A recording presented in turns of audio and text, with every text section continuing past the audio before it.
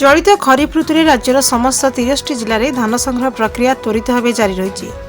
राज्यर 6,93,097 जन चाषी 30,49,560 मेट्रिक टन धान संग्रह करा जायछि।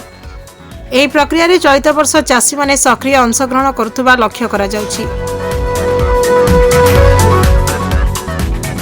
ए पर्यंत संबलपुर, सुवर्णपुर, बरगढ़, बलांगीर और झारसुगुड़ा भली जिलागुड़िक सेमानक लक्ष्यर 60% रु अधिक धान संग्रह कर सारी। संबलपुर जिले में 96% धार्य लक्ष्यर धान संग्रह कर साराणी।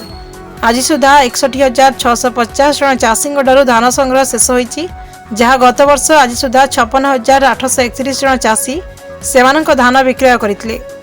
सुवर्णपुर जिले में धार्य लक्ष्यर 77% धान संग्रह होईछि एवं गत वर्ष आज सुधा 51,500 चाषी धान विक्रय करथिबा बेले चलित वर्ष 57,217 जन चाषी धान संग्रह प्रक्रिया रे शामिल होइछन्ति।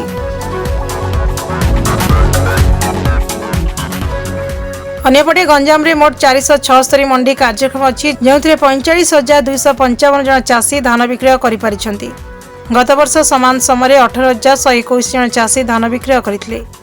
रायगड़ा में 10,490 जन चाषी चलित खरीफ रे अंशग्रहण करथिबा गत वर्ष 9,655 जन चाषी सेमानकर धान संग्रह करा जायतिला। आज पर्यंत राज्य सरकार सर्वनिम्न सहायक मूल्य एवं इनपुट सहायता पई 7,914.15 कोटी टंका प्रदान करिसेंति। चलित वर्ष आधार संयुक्त ई-केवाईसी देय व्यवस्था भली प्रमुख संस्कारमूलक पदक्षेप ग्रहण करा जाई चाषी को देय प्रदान करा जाउछि। या द्वारा पोर्टाल रे पंजीकृत प्रकृत चाषी को सीधासलख स्वच्छतार सह पेमेंट करा जाउछि। बालेश्वर, भद्रक, जगतसिंहपुर, पुरी, जाजपुर एवं केन्द्रापड़ा रे धान संग्रह आरंभ होइछि। धान संग्रह उपरे कड़ा नजर रखिबा, धान उठाण समय सूचीर योजना को सहज करिबा एवं मंडी मिल को धान नेबार सुनिश्चित करिबा पई राज्य जोगाण निगम रे एक 24 घंटा नियंत्रण कक्ष कार्यक्रम करा जायछि।